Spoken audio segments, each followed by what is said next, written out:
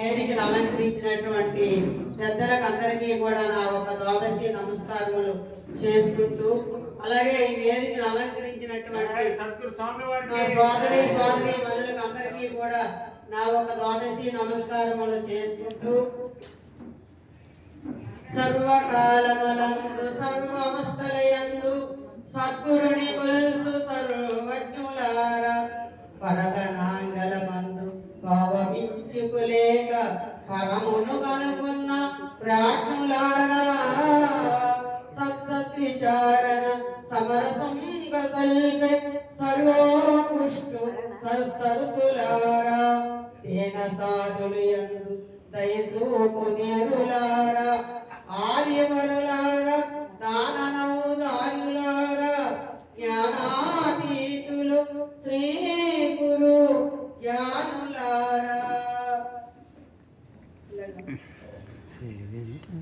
ఈ పరమాత్మ ఏంటిది అంటే, మనం ఎన్నో కోట్ల జన్మలు మనం ఎత్తి మనం ఈ మానవ జన్మకు వస్తున్నాం. మనం మానవ జన్మ అంటే ఆ మా పలుకులోనే ఉంది అర్థం. మానవుడు అంటే ఒక 2 కాళ్ళు 2 చేతులు 2 చెవులు ఉన్నటువంటి మనుషులు అని అనుకుంటున్నాం. కానీ మానవ జన్మ అంటే జన్మిక మానవ అనే సద్గురుమూర్తి మనకి ముందే మనం తెలియజేశారు. తల్లి గర్భంలో ఉండేటప్పుడే ఆ 7వ నెలలోనే తన దివ్య దృష్టి నుంచి మనం ఎన్ని కోట్ల జన్మలు ఎత్తి ఆ గర్భంలో అనుభవిస్తూ ఎన్నెన్ని జన్మల్లో ఎన్నెన్ని బాధలు మనం పడ్డామో తన దివ్య దృష్టిని మనకిచ్చి, అలాగా సినిమాకి వెళ్తే తెర మీద బొమ్మలు ఎలాగైతే పడతాయో అలాగే అన్ని జన్మలు కూడా మనకి ఎత్తినటువంటి మన జన్మలు మనకే సద్గురుమూర్తి మనకు తెలియచేసి చూపిస్తున్నాడు. నాయన ఈ జన్మ ఇంకా మానురా, ఈ మానవ జన్మ మళ్ళీ మళ్ళీ రాదు, బహుదుర్లభమైనటువంటి మానవ జన్మ అని ఆ సద్గురుమూర్తి మనం చూపించగా, మనం ఆ సద్గురుమూర్తికి ప్రమాణం చేసి పరమాత్మ నన్ను బయటకు పంపించు తండ్రి, నీ శరణ తప్ప నీ రెండోది అన్యవిక నేను చెయ్యను అని మనము అక్కడ ప్రమాణం చేస్తున్నాం సద్గురుమూర్తికి. ఆ ప్రమాణం చేసి బయటకు వచ్చిన వెంటనే కలినీళ్ళు కొన్ని మంత్రసారి జల్లగానే పూర్వజ్ఞానం సగం పోతుంది మనకి. కొన్ని పూర్వజ్ఞానం సగం ఈ తల్లి ఉన్నటువంటి వారి శ్రీ జ్ఞానం ఈ గాలి తగ్గుతుండగా రోజుకు రోజు కొంత జ్ఞానం రోజుకి ఇది పోయి బ్రహ్మజ్ఞానం పోయి విషజ్ఞానం పెరిగి ఆఖరికి గురుడిచ్చినటువంటి మాట మర్చిపోయి చాలా మంది సృష్టిలో గురుద్రోహులు అయిపోతున్నారు. ఎవరైతే అక్కడ ప్రమాణం చేసి మళ్ళీ సద్గురుమూర్తి పాదం పట్టి ఆ యథార్థాన్ని తెలుసుకొని జన్మ లేకుండా ఎవరు చేసుకుంటున్నారో వాళ్ళే ఉత్తమోత్తములు, ఆలే గురుపట్టి గూడిబిడ్డలు, ఆలే మహాత్ములు.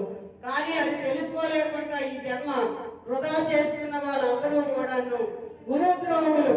గురుద్రోహులు అంటే మేమేం చేస్తాం అనుకుంటారు. కానీ మనం గురుడికి మాట ఇచ్చి ప్రమాణం చేసి మనం ఈ భూమి మీదకి వస్తున్నాం. ఆ మాట నిలబెట్టుకోక విషజ్ఞానంలో పడి నా ఇల్లు, నా సంసారం, నా భర్త, నా పేట, నా కోట అని కలలో కలవరిస్తూ ఆఖరికి వినాశం అయిపోయి చివరికి మళ్ళీ విషజ్ఞానం పట్టుకొని పోతున్నారే కానీ ఎవరు కూడా నేనన్నది ఏమీ లేదు, నేనన్నది అంతా కూడా మాయ, ఇదంతా కళ, ఈ కళలోనే తిరుగుతున్నా నేను. రాత్రి కానీ కళ చెప్తుంది, ఇప్పుడు పొగగానే కళ పెద్దది, కానీ ఆ కళకి ఈ కళకి ఏమి తేడా లేదు, రెండు ఒకటే అని ఎవరైతే తెలుసుకుంటున్నారో వాళ్ళకి ఏమన్నారు ఇలా చెప్తున్నారు.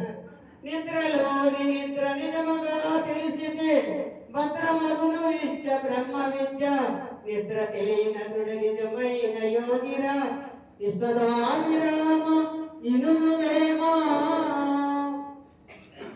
మనమందరం రాత్రి కలగాని తెల్లవారిన కళ ఏంటి ఎలాగొచ్చింది, ఒక ధనం కలిగినట్టు లేకపోతే నా స్నేహితులు వచ్చినట్టు ఏదేదో కలిగినట్టు ఆనందించి తెల్లవారు వేసిన తోడే ఓ ఇదేనా అంటే ఏమీ లేదు అనుకుంటున్నా. ఎవరు చెప్పకపోయినా మనకు తెలిసిపోతుంది.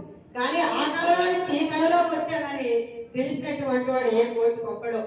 అలాగే ఎవరైతే తెలుసుకుంటున్నారో ఆ కళ ఈ కళ ఒక్కటని అటువంటి వాడే నిజమైన యోగి. ఈ జడలు గడ్డలు పెంచి వేషాలేసి చేసినటువంటి వాళ్ళ యోగులు వాళ్ళు కాదు. ఇది కళ అని ఎవరైతే ఎరుగుతున్నారో వాళ్ళే యథార్థమైనట్టు యోగులు అని ఏమన్నారు. చెప్తున్నారు. కల మేలుకొన్న పురుషుడు కలలోపల బాములన్నీ కలిగి ఉండగానే తిలకించలేరు గురు కృప తెలివందిని వారికి ఇంకా తిప్పాలున్నాయా తలపరా కొద్ది గొప్పాలున్నాయా తల్లిదండ్రి వరదాత కల బాంధవులు దేశకులని నమ్మేది తిప్పాలున్నాయా తెలపరా కొద్ది గొప్పాలున్నాయా.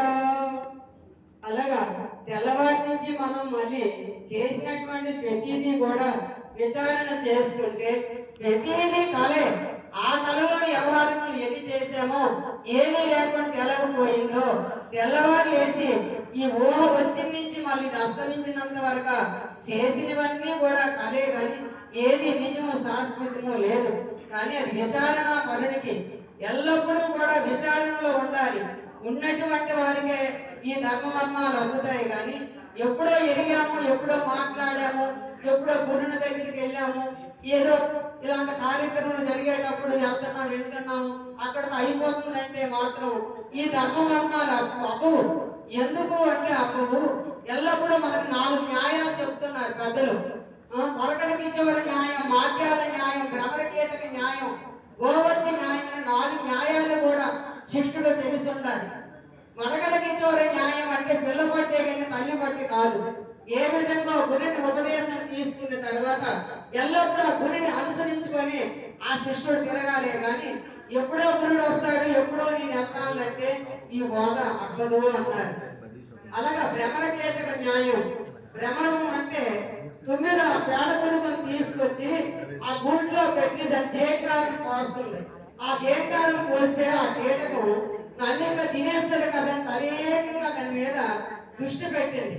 ఆ దృష్టి తలేకంగా పెట్టినందువల్ల ఏమవుతుంది, అది 9 అయిపోయి అది ఎగిరి ఎలా వెళ్ళిపోతుందో ఈ కళలో సర్వ పనులు కూడా గురుడు చేస్తున్నాడు, నా సద్గురుమూర్తే కానీ నేను కాదు అని ఎల్లప్పుడూ కూడా ప్రతి వ్యవహారికుల కర్మలో గురుడు సద్గురాత్మను అని ఆ గురుడు ఎల్లప్పుడూ కూడా ఎన్ని కార్యక్రమాలు చేసినా ఆలోచించినటువంటి వాడు చివరికి గురువు అయిపోతున్నాడు, గురువు అయ్యి పరమవుతున్నాడు.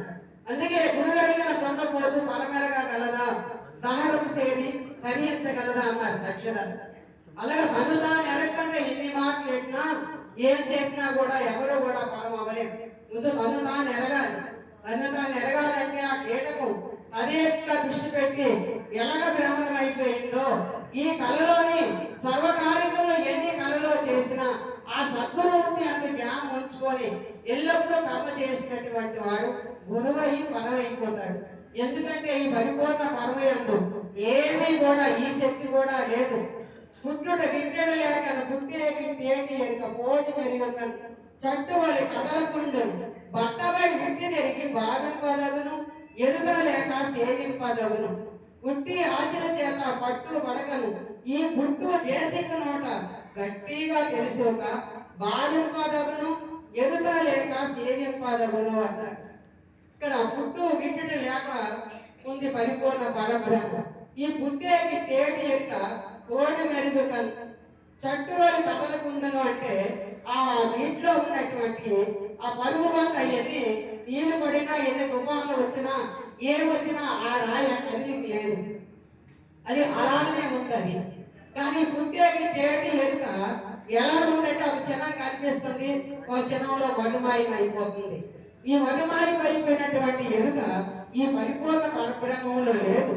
దానికి ఎరుక లేక సేవింపదగును అంటే ఎల్లప్పుడూ కూడా నేను అన్నది ఏమీ లేదు, ఈ కనిపించిన స్వస్వరూపం అంతా కూడా నా స్వరూపమే, నాకంట మిన్న ఏమీ లేదు, నేనే మాయ, అది మాయ ఇది మాయ అంటే ఈ ఎరుక వదలదు. నేనే మాయ అంటే సర్వం కూడా ఏమీ లేదు. చూడండి తెల్లవారి రాత్రి పడుకునేటువంటి సుశుక్తిలో ఏమీ కూడా లేదు. మన స్వస్వరూపం యందు మనం ఉన్నామో లేదో కూడా మనకు తెలియదు. అటువంటి నిద్రలోని సుశుక్తిలో ఏమీ లేకుంటుంది. తెల్లవారు వేసి అప్పుడు ఒక 5ో 4ో అయ్యేసరికి దమ్మని వచ్చి వాళ్తుంది ఎరుక. వచ్చిన నుంచి మళ్ళీ 10 వరకు కూడా చిన్న తీరిక లేదు, గమ్మ కార్యం లేదు అన్నారు పెద్దలు. మనకి వేళాలు ఎలాగేపుతారో మనకు అలా ఏపేస్తుంది ఎరుక. ఈ ఎరుక లేపినటువంటి ఎరుక ఎల్లప్పుడూ కూడా నేనే కదా నీ నుండి సర్వం వచ్చింది, నేనొక్కటి లేకపోతే ఏమీ లేదు, అందుకు నేనన్నదే ఏమీ లేదని మహాత్ములు గురువెట్లు అందరూ కూడా తెలుసుకొని ఎల్లప్పుడూ కూడా నేనే లేను, నేనంటే సర్వము నా వెంటనే ఉంటూ, నేను లేకున్నాను లేని లేదు, లేని వాడును నన్ను లేకుంటే నువ్వు చూడు, నీకు నాకులు భేదం విడుమరిన అన్నారు పూజా విధానంలో. అలాగా ఇదంతా నా కలే, ఇదంతా ఈ నా దృష్టిలో నా కళ్ళలోనే కనిపిస్తున్నారు. ఈ స్వరూపాలు కనిపించినవన్నీ కూడా నేనే మాయ, నేనే లేకపోతే ఏమీ లేదని అలా తెలుసుకున్నటువంటి వాడు సర్వకాలమందు కూడా నేనే ఏమీ లేదంటే ఏమీ లేదు, పరిపూర్ణం ఒకటే మిగిలింది.